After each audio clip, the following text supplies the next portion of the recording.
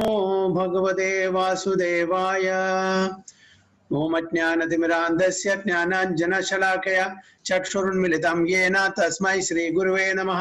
श्रीचैतन्यमनोभीष्टं स्थापितं येन भूतले स्वयं रूपा कदा मह्यं ददान्ति स्वपदान्तिकं वन्देऽहं श्रीगुरुं श्रीयुतपदकमलं श्रीगुरुं वैष्णवांश्च श्रीरूपं साग्रजातं सागररघुनाथान्वितं तं सजीवं साद्वैतं सावधूतं परिजनसहितं कृष्णचैतन्यदेवं श्रीराधाकृष्णपादान् सागरललिता श्रीविशाखान्वितंश्च। हे कृष्णा करुणा सिंधु दीनबंधु जगत्पते गोपेश गोपिका कांत राधा कांत नमोस्तुते। तप्त कांचन गौरांगी राधे वृंदावनेश्वरी वृषभानुसुते देवी प्रणमामि हरिप्रिये। वाञ्छा कल्पतरुभ्यश्च कृपा सिन्धुभ्येव च पतितानां पावनेभ्यो वैष्णवेभ्यो नमो नमः। जय श्री कृष्ण चैतन्य प्रभु नित्यानंद श्री अद्वैत गदाधर श्रीवासादि गौर भक्तवृंद। हरे Krishna Krishna Krishna Hare Hare Hare Ram Ram Ram Hare Hare. Hari Om Tat Sat. Hare Krishna. So welcome all the devotees for today's Nectar of Devotion class. Okay. So we are reading chapter 18. Chapter 18 or 17? 18, Prabhuji. 18, yeah, right. Yeah, you are right. Eagerness to describe the Lord's transcendental qualities. Yeah, okay. Chapter 18, yeah.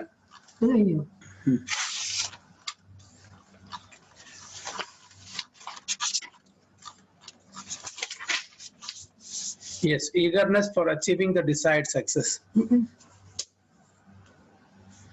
Prabhuji, eagerness to describe the Lord's transcendental qualities. Okay, we have finished.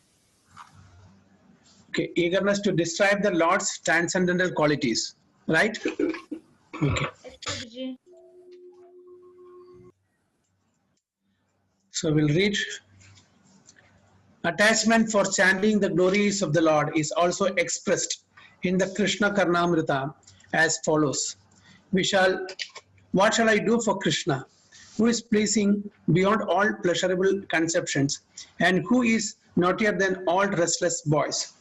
The idea of Krishna's beautiful activities is attracting my heart and I do not know what I can do. So he is the naughtier than all restless boy. Who? Krishna. Krishna Karnamrita. Whose book is Krishna Karnamrita? Krishna Swami. Who?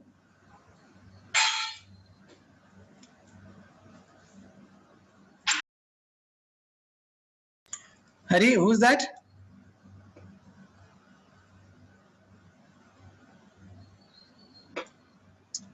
Who has? It's breaking. I can't hear you. Could you repeat the question? Who has written this Krishna Karnamrita? I'm not sure. Anybody else?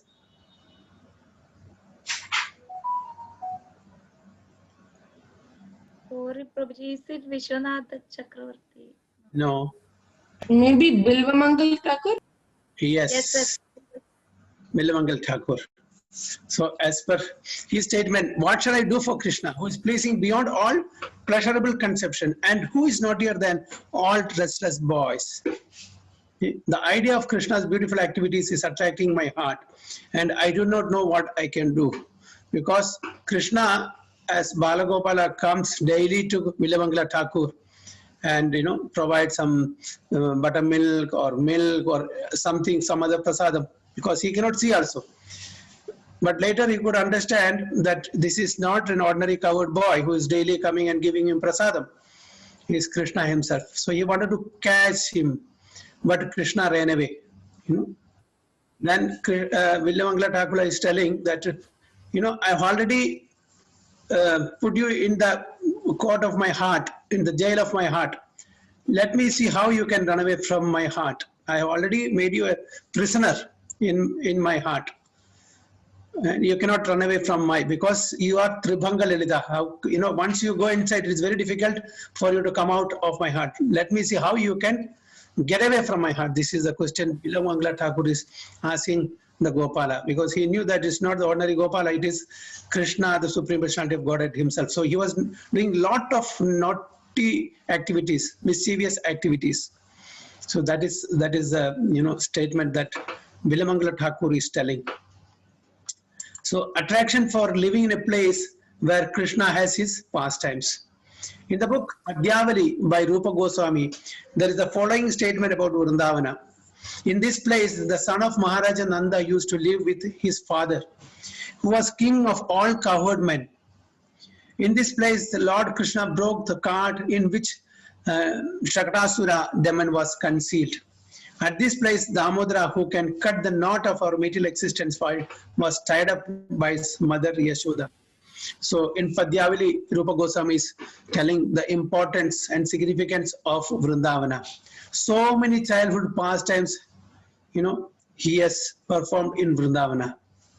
The killing of Shatakasura and the Damodar Lila, the best of all, in which Mother Yashoda is trying to tie Damodar. Okay, initially she was not successful, but by his mercy, he allowed her to tie him. How can we tie the Supreme Personality of Godhead? It is possible only with pure love. Without pure love, you cannot tie or you cannot do any such leelas with the Supreme Personality of Godhead. So this is to enhance the sweetness between the Supreme Lord and his pure devotees. So such wonderful pastimes have taken place on the land of Vrindavana. So those who get the residence in such places of pastimes, they are the most luckiest and fortunate people. So a pure devotee of Lord Krishna resides in the district of Madhura or Vrindavana, and he visits all the places where Krishna's pastimes were performed. At these sacred places, Krishna displays his childhood activities with the cowherd boys and Mother Yashoda. The system of circumambulating all these places is still current among devotees of Lord Krishna.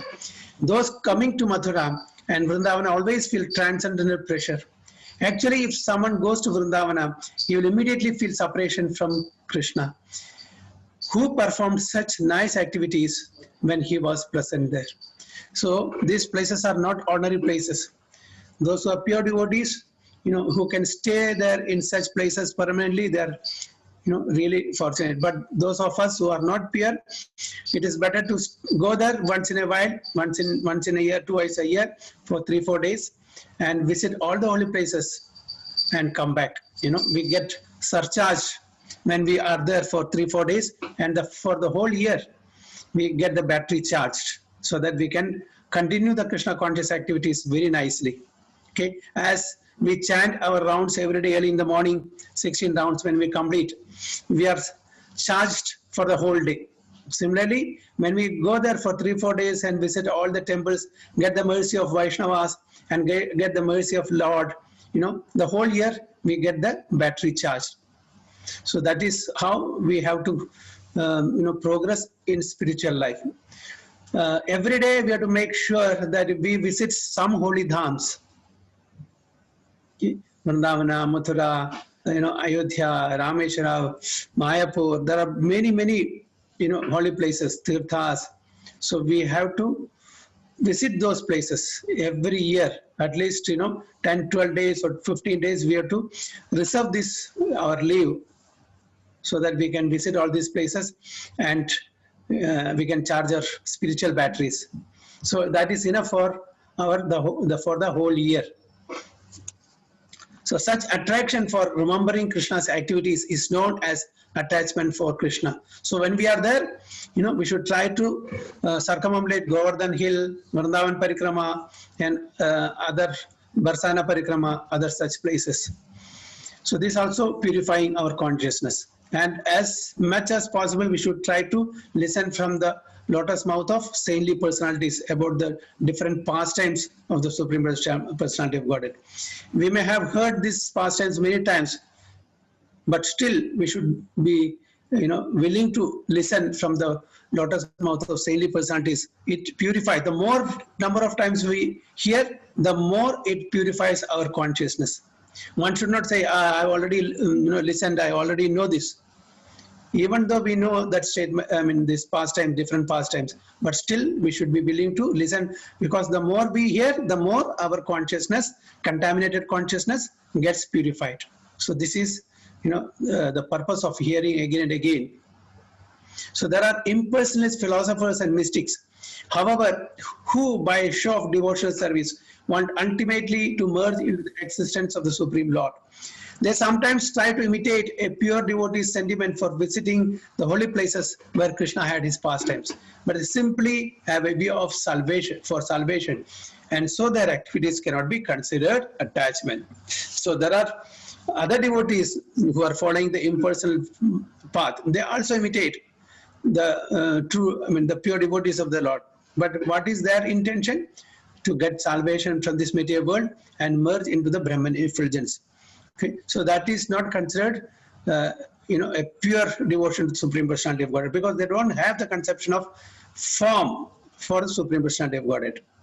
So it is said by Rupa Goswami that the attachment exhibited by pure devotees for Krishna cannot be possibly be perfected in the hearts of fruitive workers or mental speculators, because such attachment in pure Krishna consciousness is very rare and not possible to achieve even for many liberated persons.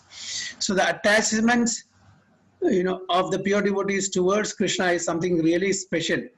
This cannot be achieved even by fruity workers, karmis, and mental speculators, that jnanis. It's not possible.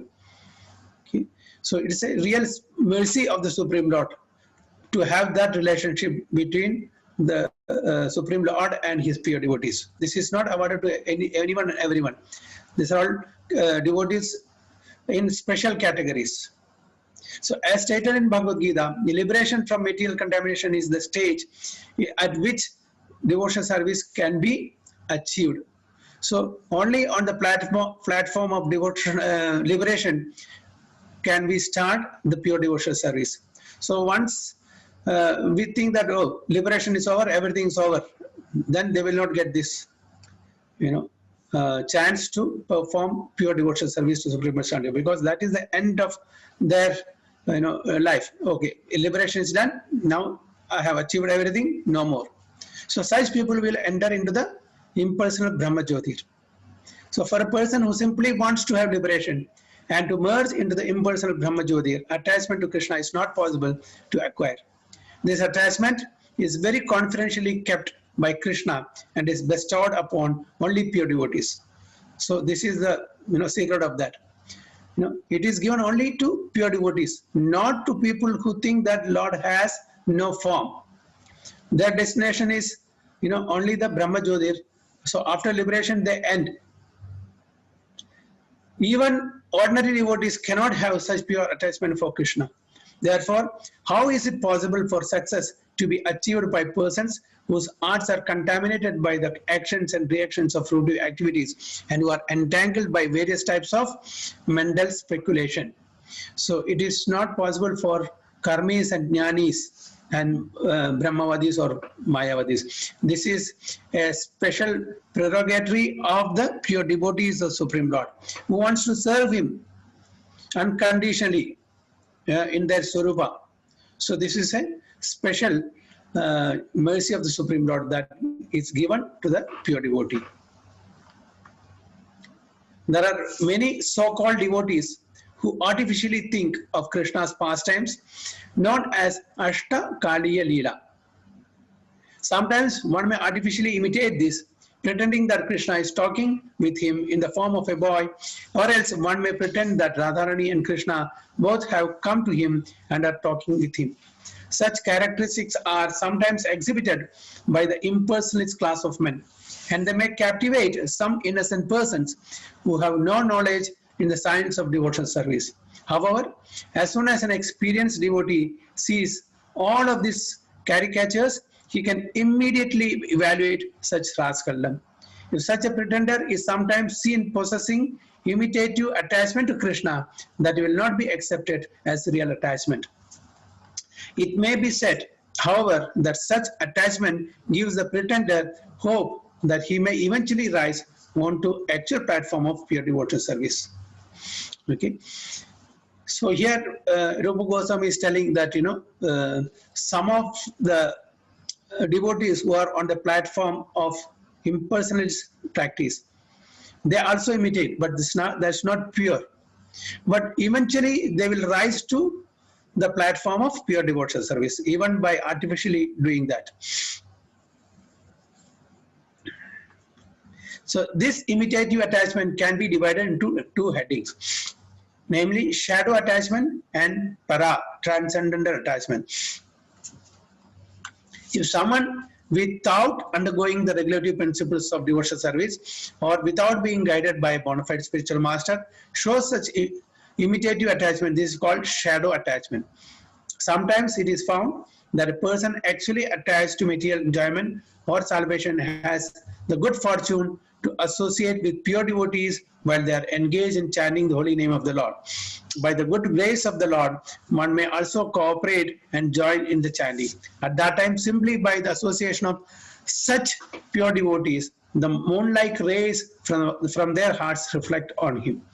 And by the influence of the pure devotees, he may show some likeness of attachment caused by inquisitiveness, but this is very flickering.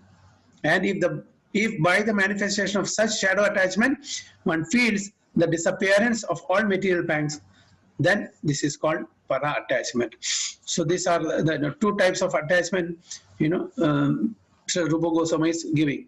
That is the shadow attachment and the para attachment. Such shadow attachment or para attachment can develop if one associates with a pure devotee or visits holy places like Vrindavana or Mathura. And if an ordinary man develops such attachment for Krishna and fortunately performs devotional service, devotional activities in the association of pure devotees, he can also rise to the platform of pure devotional service. The conclusion is that transcendental attachment is so powerful that if such attachment is seen manifested, even in some common man, by the association of a pure devotee, it can bring one to the perfectional stage.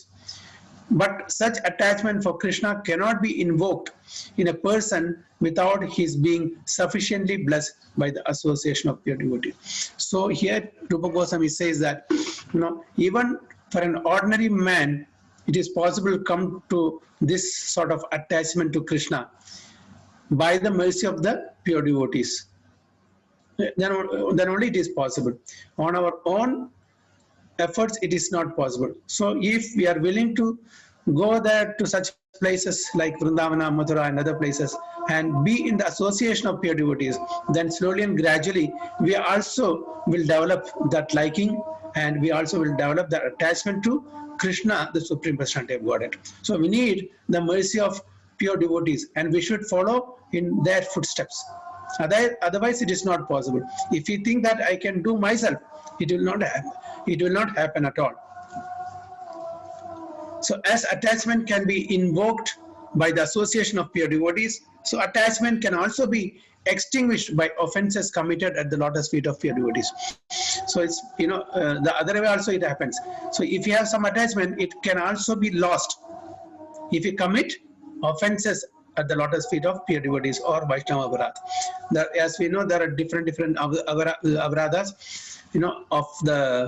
Of all the Aparadhas, the Vaishnava Aparadha is the most dangerous one.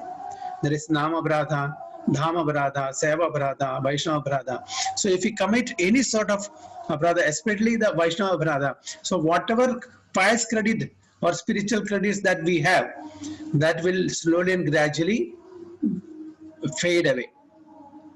It will keep diminishing. It will keep decreasing. So we have to be very careful that we should not commit any sort of Vaishnava Aparadha. So whatever spiritual credit that we have acquired over a period of time or a period of lifetimes, that will be lost. So it's very, very dangerous. So to be more clear, by the association of pure devotees, attachment for Krishna can be aroused. But if he commits offenses at the lotus feet of a devotee, one's shadow attachment or para attachment can be extinguished. This extinguishing is like the waning of a full moon, which gradually decreases and at last becomes dark. One should therefore be very careful by associating with pure devotees to guard against committing an offense at their lotus feet. That's why, for people like us who are ordinary people, we should not stay there for more number of days, so that we don't commit any offenses knowingly or unknowingly.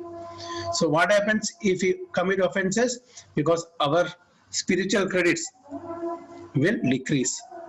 So that's why. So we have not grown in devotional life, to the highest extent. We are all practicing devotees, so we should be very careful so that we don't lose our spiritual credits. So transcendental attachment, either shadow or para, can be nullified by different degrees of offenses at the lotus feet of pure devotees. If the offense is very serious, then one's attachment becomes almost nil. And if the offense is not very serious, one's attachment can become second class or third class.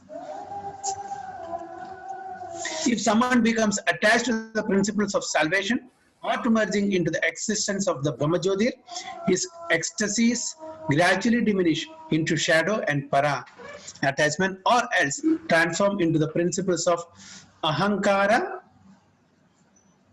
What is that? Ahangra hopasana.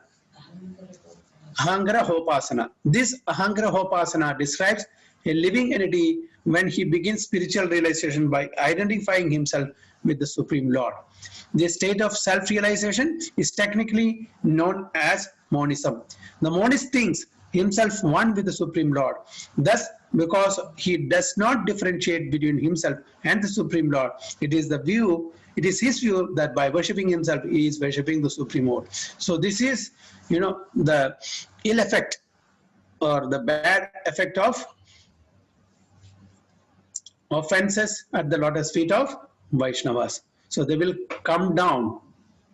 They will come down even if they have that attachment. If they commit offenses at the lotus feet of Vaishnavas, they will come down to shadow or para attachment. And if it is very serious, from there they will come down to monism level. Monism level means it is Mayavada philosophy.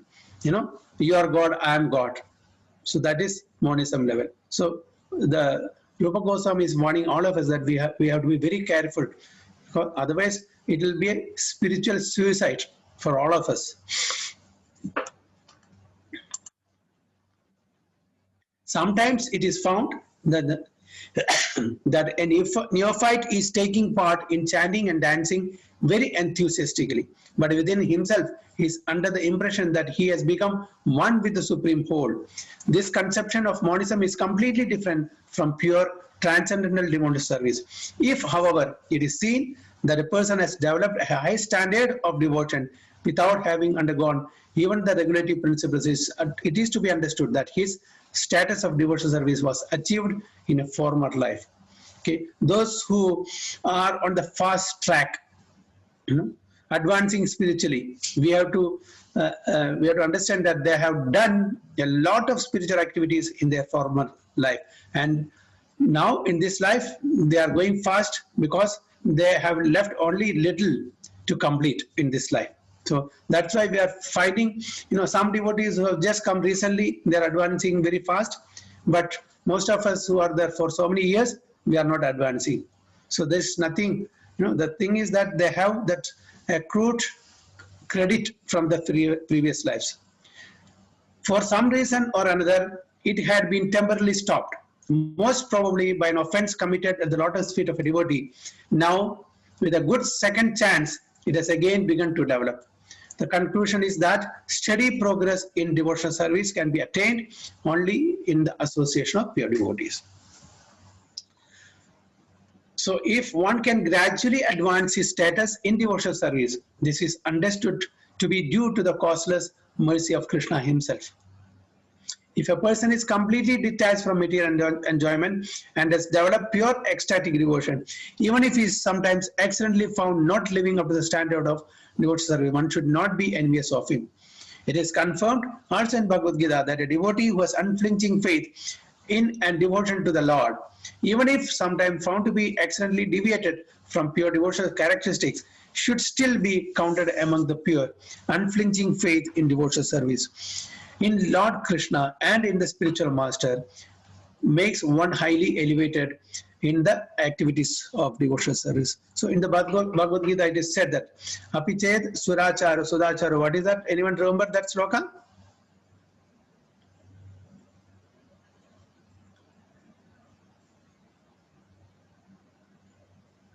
Hare Krishna, any devotees remember that sloka in Bhagavad Gita? So even if accidentally they fall down, but still they are considered to be saintly. We should not criticize them. Oh, he is not practicing, he has fallen down.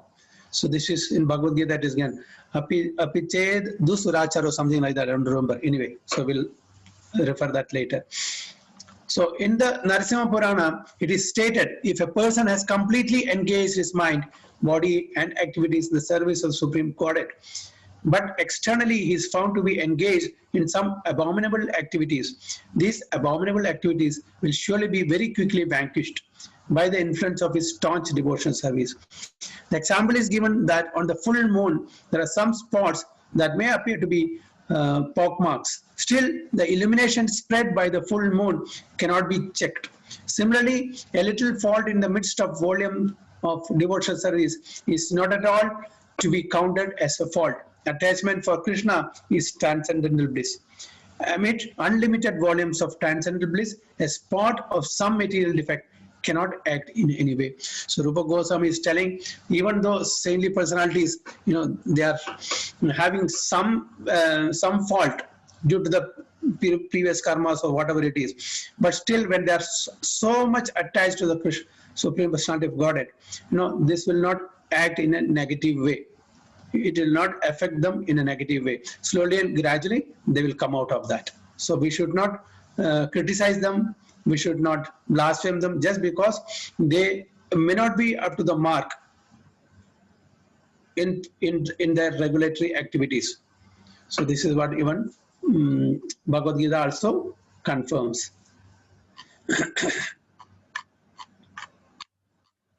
Hare Krishna. So any comments or any questions?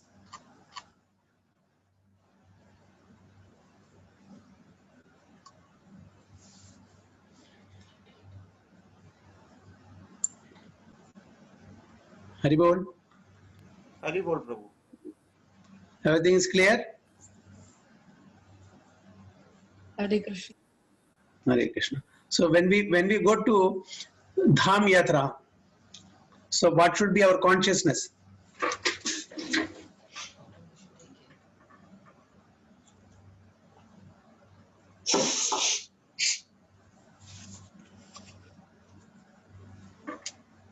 Haribol?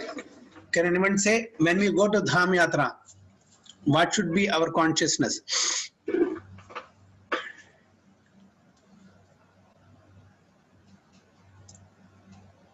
Humility. What is that? Humility.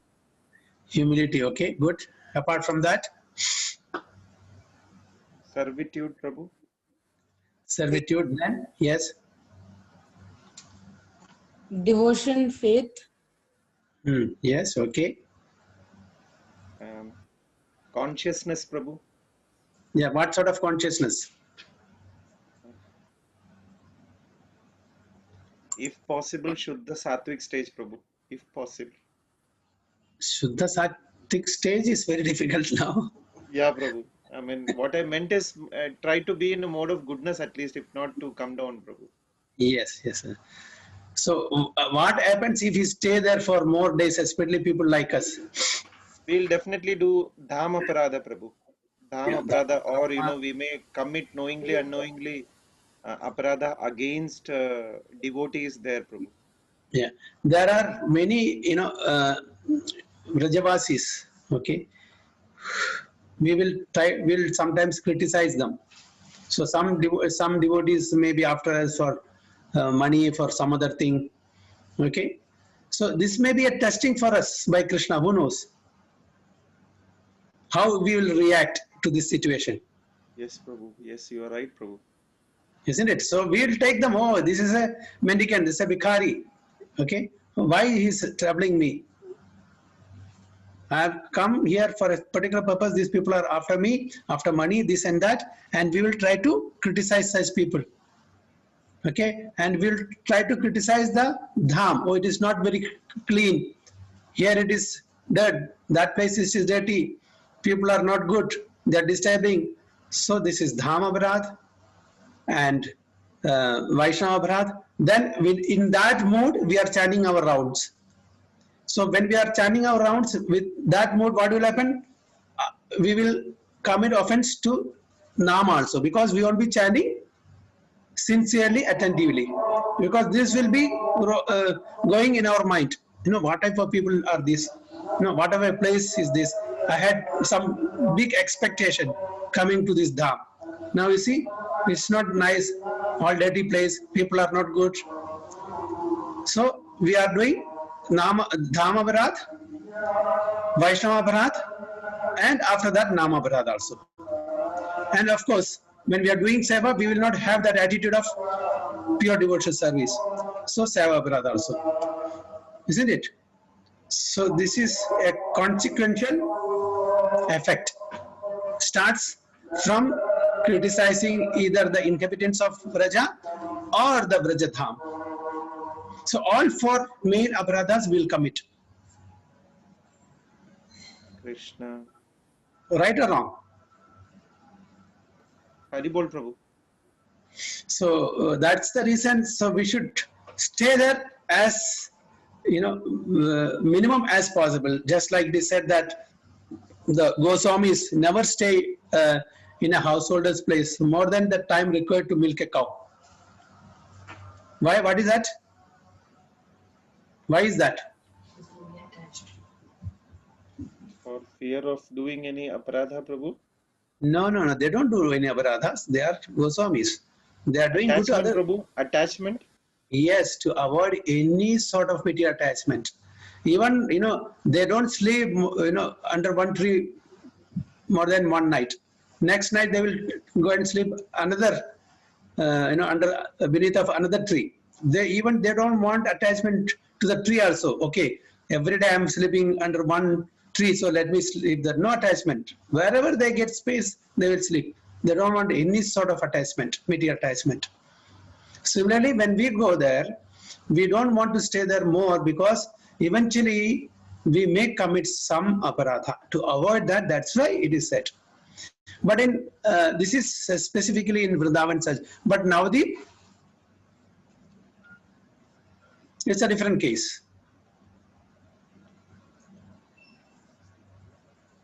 So what is the specialty of Navadip?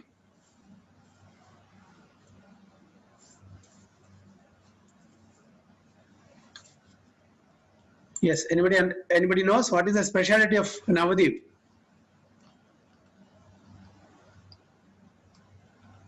Non-remembers? Is Chaitanya Prabhu's birthplace? Yes, but in Navadip we don't get that, you know, aparadha. Aparadha. Even if we sleep, it is counted as Dandat Pranam, Prabhu. Yes, why so? Merciful Prabhu, merciful avatar. It is Audarya Dham. It is Audarya Dham. Haribol.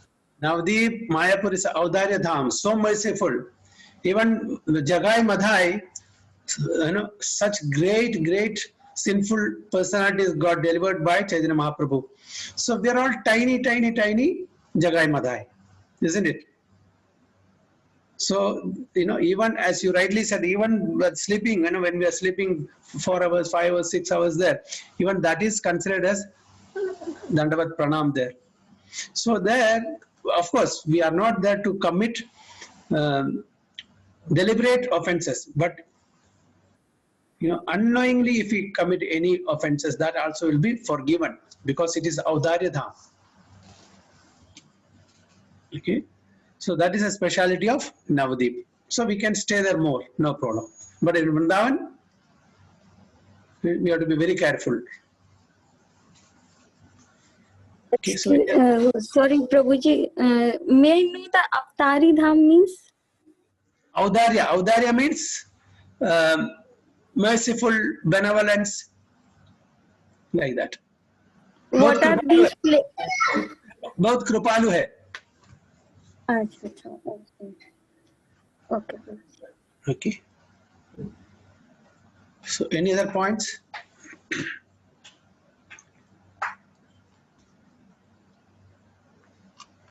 Okay, shall we go to the next? Yes. Okay, report. Chapter 19. Devotional service in pure love of God. So this is called the prema, right? The previous one, ecstatic love, that was bhava. When one's desire to love Krishna in one's particular relationship becomes intensified, this is known as pure love of Godhead. In the beginning, a devotee is engaged in the regulative principles of devotional service by the order of his spiritual master. When one thereby becomes completely purified of all material contamination, there develops an attachment and taste for devotional service. This taste and attachment, when gradually intensifies in the course of time, becomes love. The word love can actually be applied only in relationship with the personality of Godhead. In the material world, love is not applicable at all. What goes on under the name of love in the material world is nothing but lust. There is a gulf of difference between love and lust, like the difference between gold and iron. In the Narada Pancharatna, it is clearly stated that when lust is completely transformed to the Supreme Godhead and the concept of kinship is completely reposed in him, such is accepted as pure love of God by great authorities like Bhishma, Prahlada, Uddhava, and Narada. So, who remembers this ladder from Shraddha to Prema? Can anyone say?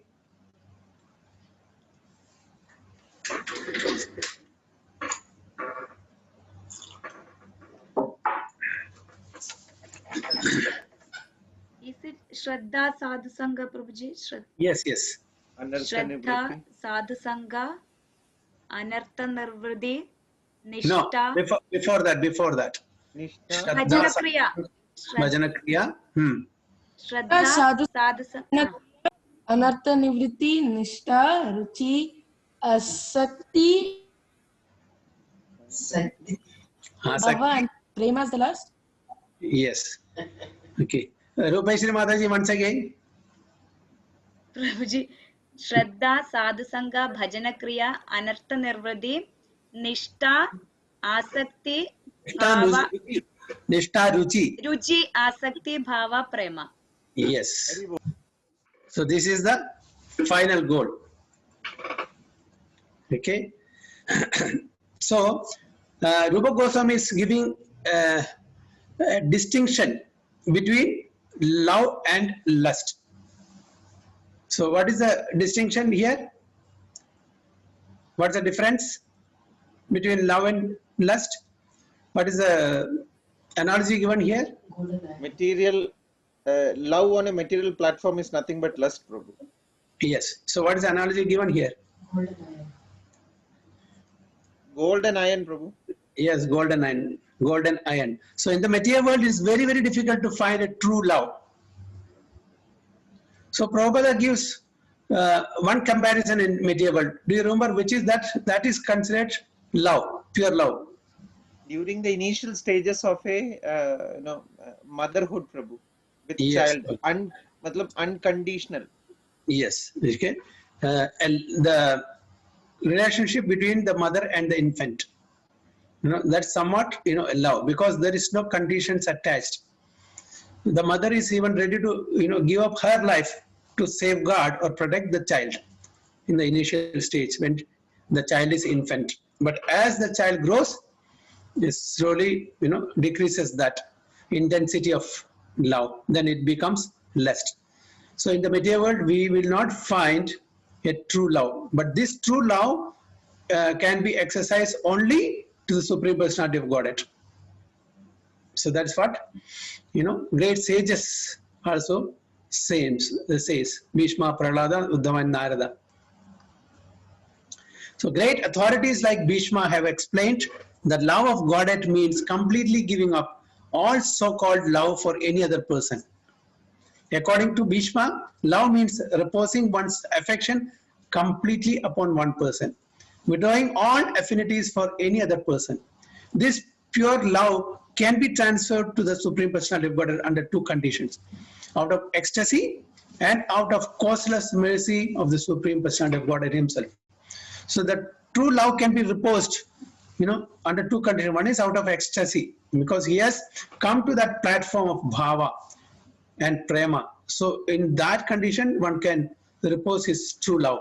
And another, by the causeless mercy of the Supreme Personality of Godhead Himself. This is the only way. Otherwise, it is not possible. So how can we understand this? Okay, the love should be reposed only unto the Supreme Personality of Godhead, not to anyone else. Isn't it? That's what here it means. Love means reposing one's affection completely upon one person. And that is the Supreme Personality of Godhead. So what about our relationship with others? Can anyone explain?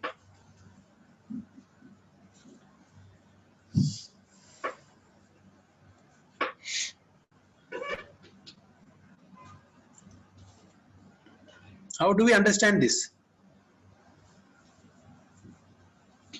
Prabhu, sorry, Prabhu, we missed it. Can you please ask once again, Prabhu? No. Here, according to Bhishma, love means reposing one's affection completely upon one person, withdrawing all affinities for any other person. And this pure love can be transformed to the Supreme Personality of Godhead under two conditions. Okay. So how do we understand this? So we should not love anybody else? Only the Supreme Personality of Godhead?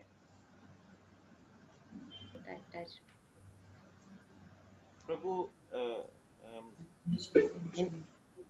if you know the true knowledge, which is, once you respect Krishna, you will also respect all the creation, Prabhu. Yeah, so naturally, you will respect and love each and every particle of creation, Prabhu.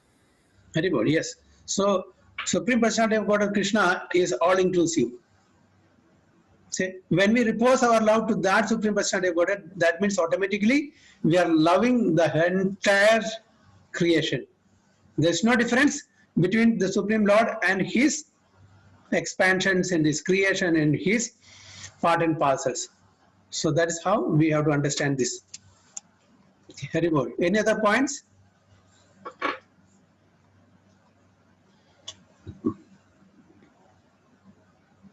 Okay, we'll go to ecstasy. Ecstatic love of Godhead can be potently invoked simply by following the rules and regulations of devotional service as they are prescribed in scriptures, under the direction of a bona fide spiritual master. In the 11th canto, 2nd chapter, verse 40 of Srimad Bhagavatam, this ecstatic love, born of the execution of regulative devotional service, is explained. A devotee, in the course of executing the regulative principles of devotional service, develops his natural Krishna consciousness, and being thus softened at heart, he chants and dances like a madman. While performing chanting of the holy name of the Lord, he sometimes cries, sometimes talks wildly, sometimes sings, and sometimes without caring for any outsider dances like a madman. Even the great devotee Pundanam also says, a devotee who has attained that bhava or prema, they are like, mad people, madmen. They don't realize the circumstances. They cry, they roll on the ground, they dance and then sing. They are totally out of body conscious. Okay, for others, they think these people are crazy. But actually, who is crazy? The onlookers, we are crazy. Who really has that love towards Supreme Personality of Godhead, and they are feeling that ecstatic. What is that? Sattvika Vikara. How many that? 8 different types of? Yeah, Vikara. So they are exhibiting that. So, and we are thinking that they are crazy people, but they are, really mad after the Supreme Lord. So in that condition, they are exhibiting these sorts of ecstatic symptoms. So we are mistaking. Of course, in the present days, we will not find such people because this is Kali Yuga. Even though people are exhibiting that, they will try to suppress that because they don't want to make a show in the public. Yeah, in Podanam's Jnanapana also says that. They are just like mad people. They don't know. They are really, not in their material conscious situation. Such devotees. So in the Padma Purana, there is a statement about ecstatic love born of spontaneous affection. Chandrakanti, a celebrated fair-faced girl, rigidly observed celibacy in order to obtain Krishna as her husband. She always engaged herself in meditating on the transcendental form of Lord and always chanted the glories of the Lord. She did not decide to accept anyone else as her husband. She had firmly decided that only Lord Krishna would be her husband. So, in the Padma Purana, giving a statement of one particular devotee. So, similarly, this is Chandrakanti, and we also know Rukmani Madha, the consort of Lord Krishna, was also like that. So, Lord's extraordinary mercy.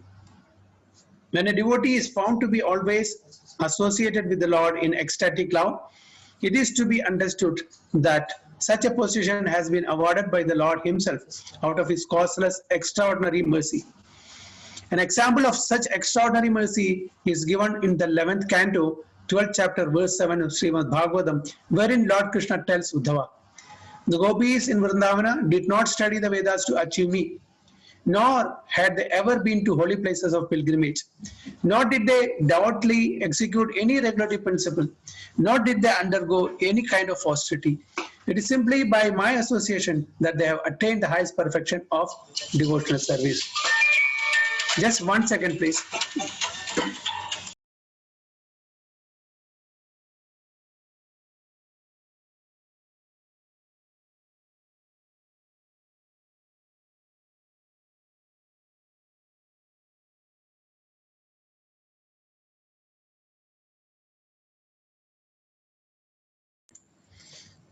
Hare Krishna. So here, Lord Krishna is telling Uddhava in the 11th canto. What is he telling?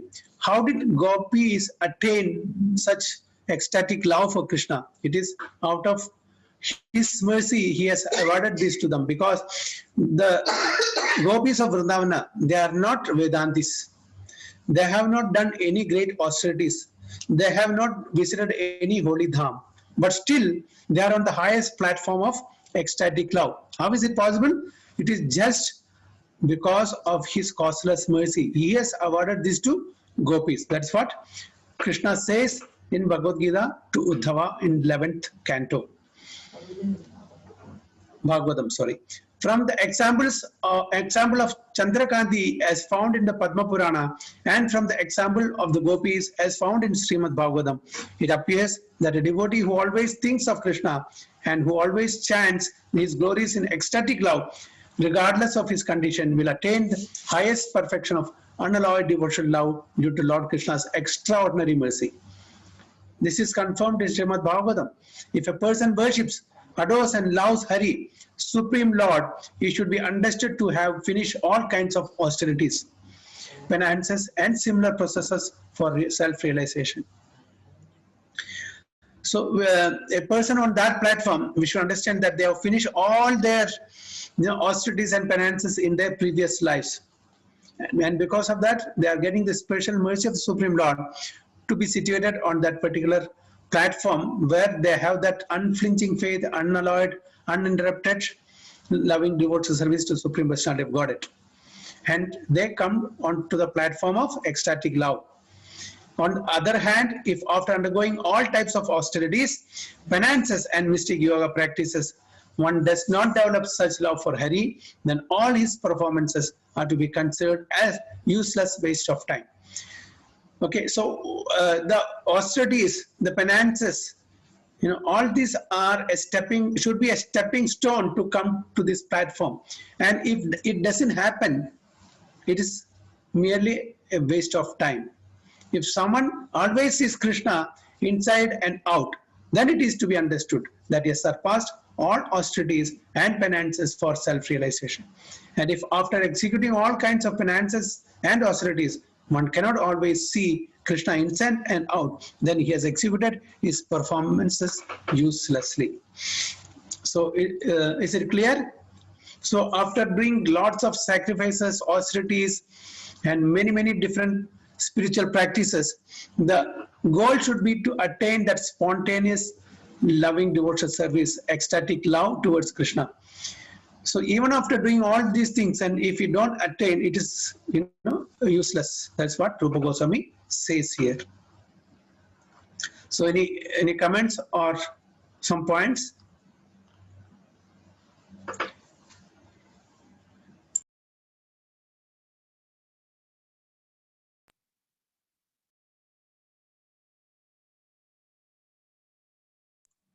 Haribol? Haribol Prabhu. Haribol, okay. Spontaneous attraction to Krishna, which is said to be due to the extraordinary mercy of the Lord, can be placed under two headings. One is profound veneration for the greatness of the Lord, and the other is one's being automatically attracted to Krishna without any extraneous consideration. In the Narada Pancharatra, it is said that if on account of profound veneration for the greatness of the Supreme Lord, one attains a great affection and steady love for him, one is certainly assured of attaining the four kinds of Vaishnava liberation. So this is, somewhat of in reference. Okay, the first one, the profound veneration for the greatness of the Supreme Lord. It is somewhat on Aishwarya Bhava, understanding the Lord in his Aishwarya Bhava. Okay, for them, what is assured? Four kinds of Vaishnava liberation. What are those? What are the Sanskrit terms? It is English is already given here. Sayujyam. No. Four kinds of Vaishnava liberation. No Sayujyam. Other four. Sarupyam? No, that is Totally same. foreign, Prabhuji, that ones. Yes, Sayujyam is not there in that. Okay. Samipyam, Sarupyam, Sashtyam. Salokya. Okay. So namely achieving the same bodily features as the Lord. What does that mean? Sarupyam. Yes. Achieving the same opulence as the Lord. What does that mean? Sashtyam. Okay. Dwelling on the planet where the Lord is residing. What does that mean? Salokyam. Salokya. And attaining eternal association with the Lord. Samipyam. Samipyam. Okay. So the Vaishnava liberation is completely different from the Mayavada liberation, which is simply a matter of being merged into the effulgence of the Lord. So what is that? Merging into the effulgence of the Lord. What sort of liberation is that? Sayujyam. Sayujyam. Yes, that is not counted in Vaishnava liberation. So Vaishnavas, they, if at all they have some desire for liberation, this four, any one of the four, they will never go for Sayujyam. They will never compromise for Sayujyam, because what is the defect in Sayujyam? What's the defect in Sayujyam? Prabhu, no personal service, Prabhu, and then after some period we'll fall back again to the material world, Prabhu. Yes, there is no personal service to the Supreme Lord. And after billions and billions and billions of celestial years, they have to come back to this material world. That's what, Bhagavatam says. So Vaishnavas always, if at all they want liberation, they are after this, any one of the four Vaishnava types of liberation. Is it clear? Okay. In the Narada Pancharatra, pure unalloyed devotional service is explained as being without any motive for personal benefit. If a devotee is continuously in love with Lord Krishna and his mind is always fixed upon him, that devotional attitude will prove to be the only means of attracting the attention of the Lord. In other words, a Vaishnava who is incessantly thinking of the form of Lord Krishna is to be known as a pure Vaishnava. Okay, so who is a pure Vaishnava? Vaishnava who is incessantly thinking of the form of Lord Krishna is to be known as a pure Vaishnava. Generally, a devotee who has achieved the causeless mercy of the Lord on account of following the strict rules and regulations of devotional service becomes attracted by the supreme greatness of the Lord, by the transcendental beauty of the Lord, and by the spontaneous execution of devotional service. To be more clear, by executing the regulative principles of devotional service, one can fully appreciate the transcendental beauty of the Lord. In any case, such exalted positions are possible only by the extraordinary mercy of the Lord upon the devotee. So, time and again, Rupa Goswami emphasizes the same thing. You know, to come to that highest, topmost platform of pure ecstatic love with the Supreme Lord, you know, one has to get the mercy of the Supreme Lord only. Otherwise, it is not possible. How much ever we may do austerity, penances, and other spiritual activities, unless and until there is a mercy awarded by the Supreme Lord, it is not possible to situate ourselves or come to that platform, the highest platform of prema bhakti. So any points?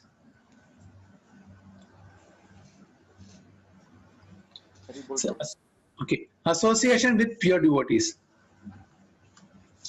Although many different processes for developing love of Godhead have been explained so far, Srila Rupa Goswami now gives us a general description of how one can best achieve such a high position. The beginning of ecstatic love of Godhead is basically faith. Okay, so we know that we have started from Shraddha. Ado Shraddha, Sadhu Sangha, Bhajana Kriya. Like that, slowly and gradually we rise. Okay, so as we rise to the top rung of the ladder, okay, that is prema ultimately. Do we have faith, the first limb?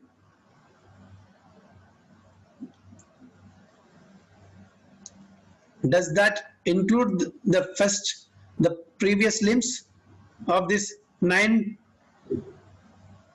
limbs of that ladder? Suppose a person is in prema, okay, after, you know, slowly and gradually, after doing Shraddha, Sadhu Sangha, we have reached faith. So faith, does it include the other 8 limbs? This is my question. Prabhu, prema includes all the presiding ladders, Prabhu. Yes, everything includes. It's not that when you come to the platform of prema that you don't have faith, or you don't have bhajana kriya, okay, or you don't have sadhu sangha. So it includes everything. But when we are on the first rung of the ladder, that is faith, we have only faith, but we don't have other things.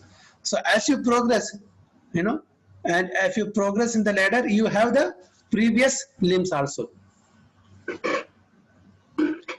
So there are many societies, and the beginning of ecstatic love of Godhead is basically faith. There are many societies and associations of pure devotees, and if someone with just a little faith begins to associate with such societies, his advancement to pure devotional service is rapid.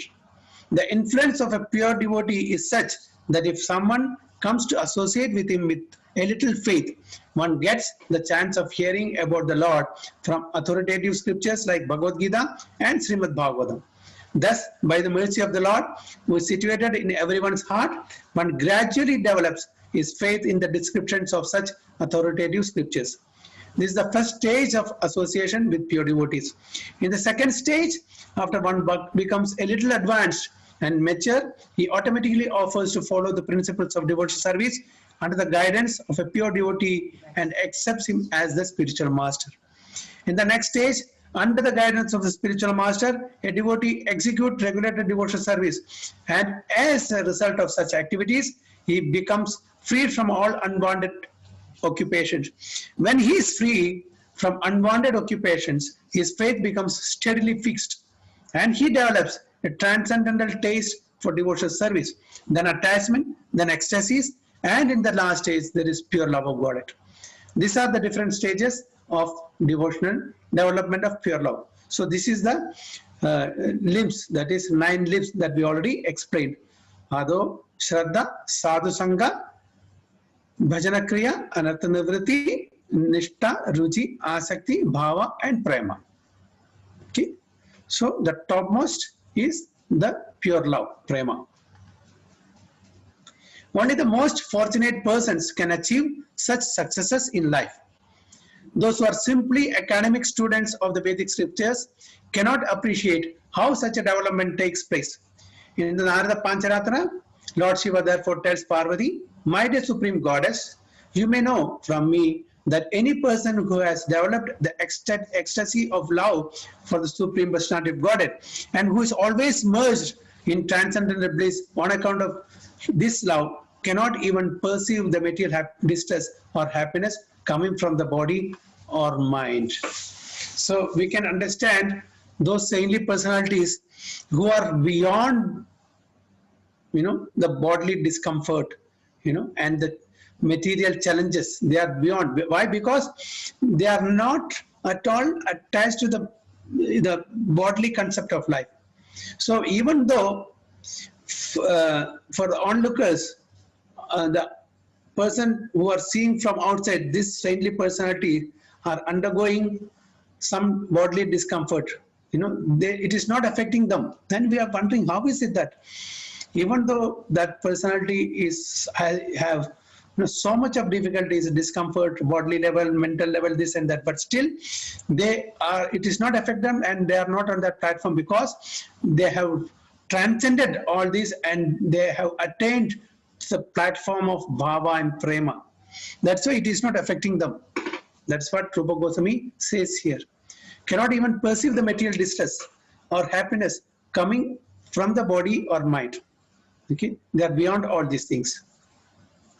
The affection and the dealings of love that are different branches of the original tree of love precede many varieties of affectionate manifestations that will not be discussed here. These different manifestations have been described by Sanatana Goswami in his Bhagavatamrita. Although the subject of such affection and dealings of love is very confidential, Sanatana Goswami has described them very explicitly.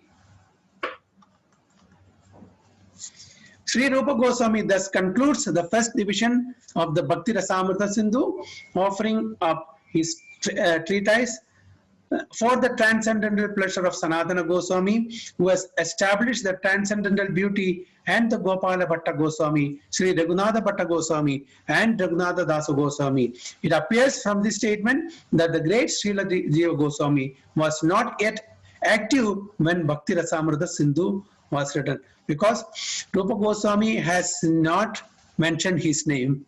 So that's why Prabhupada is telling, it appears from this statement that the great Srila Jiva Goswami was not yet active when Bhakti Rasamrita Sindhu was written, because he took all other Goswami's name but not taken Srila Jiva Goswami name.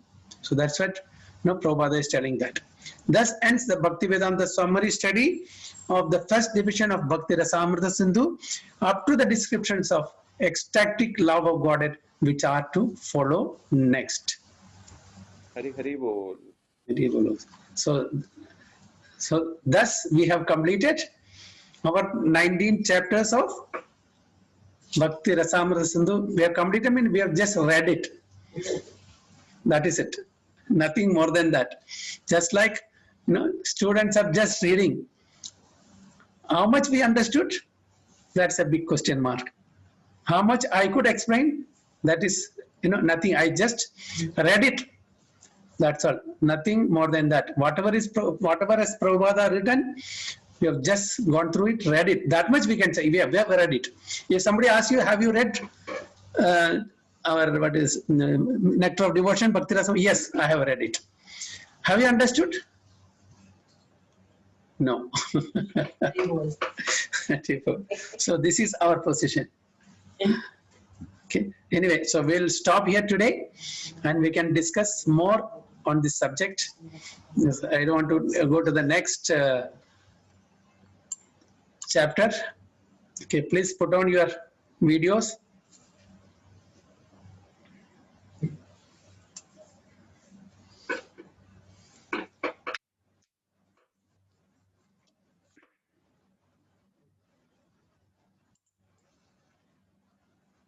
Hare Krishna.